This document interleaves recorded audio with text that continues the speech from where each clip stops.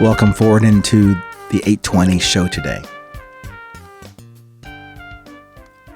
I have spoken on the subject called resilience, but also that term resilience came about a few years ago,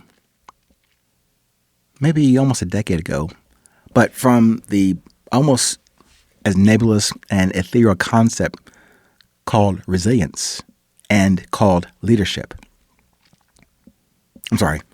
Resilience came from the other term that I experienced and learned from many years ago called leadership.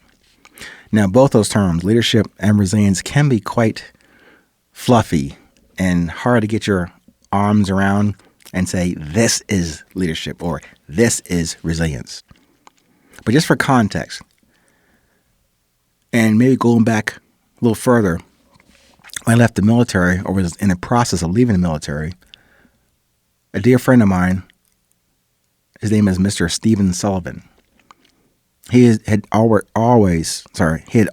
served in the military and was this fantastic, illuminating, inspiring speaker, motivational speaker, but with substance. So that gentleman, Mr. Sullivan, sat me down before I was departing the military or in the preparation of leaving the military and give me some guidance on how to restructure my experience in the Army and then to convey that to potential employers in the civilian world. So anyway, as we're having lunch, the question he threw at me or shared with me, wasn't really a throw, he shared with me a question about how do you define leadership? And again, totally unscripted, hadn't rehearsed it, just gave him, my simple and isolated perspective on what I learned from West Point, from serving as a platoon leader, staff officer, company commander in the 10th Mountain Division and also in the 82nd Airborne Division, but giving him my rendition of how I saw or perceived leadership. So I just said it to him and we went on to another subject. But come to find out, he told me later, maybe a few months later, my words were taken verbatim and put into his book on leadership. The book was called Leading at Mach 2. If you get a chance, I highly recommend you pick up Mr. Sullivan's book named Leading at Mach 2. So he used my words or adapted my words into the context of his view on true leadership and what he experienced and executed for himself in business and in the Army. But the key point was when he did that, or when he offered me the opportunity to have this conversation with him on leadership, that inspired me to then, first I started writing a book on poetry, believe it or not. But then the next level or next step in my journey was into this thing called writing a book on leadership and then reframing that perspective into where we are today. The book about resilience, but also now with each 820 episode on resilience. So this is a prelude into what we're going to talk about probably in this episode just a bit, but might need another one or two to close this out.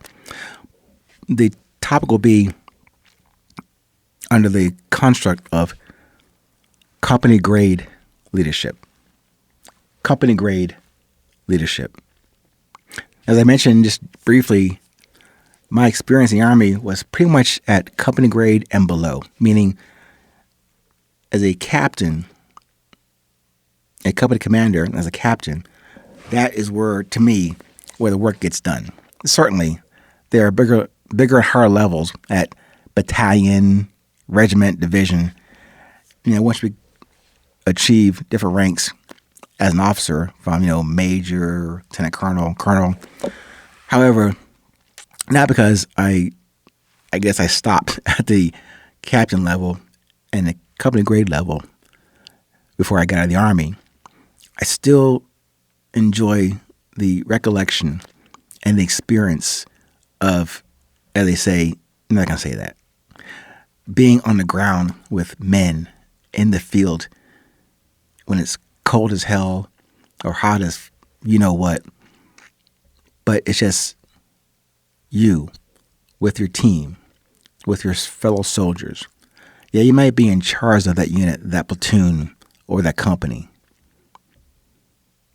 but we were and are always leading together.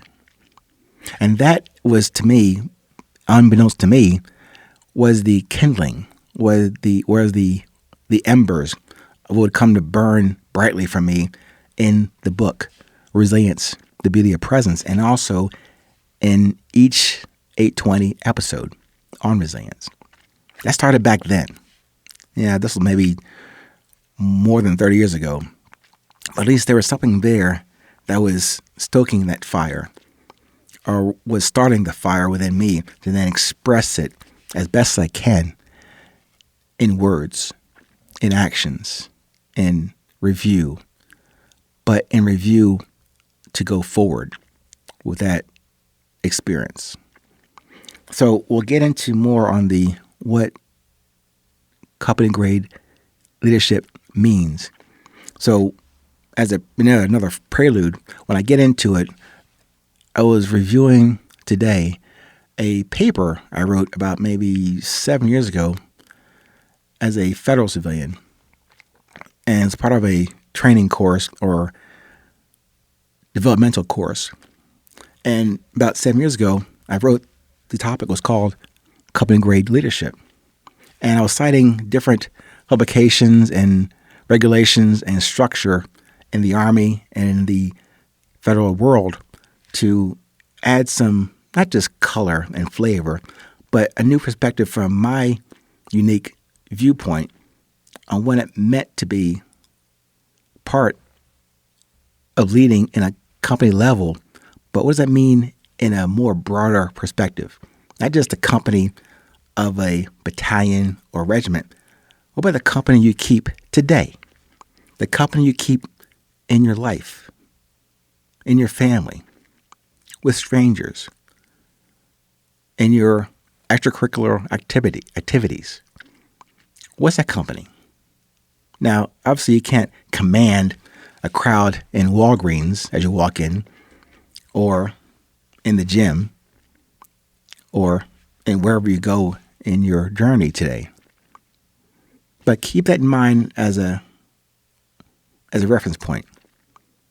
The company you keep, that is how you lead in that company. Lead within that company.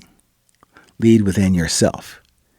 Let's definitely dive into this just a bit more as we continue this topic on company grade leadership, should we get another opportunity. But until then, with what I just told you, pay attention, stay current, stay present. Please do remember, it is always 8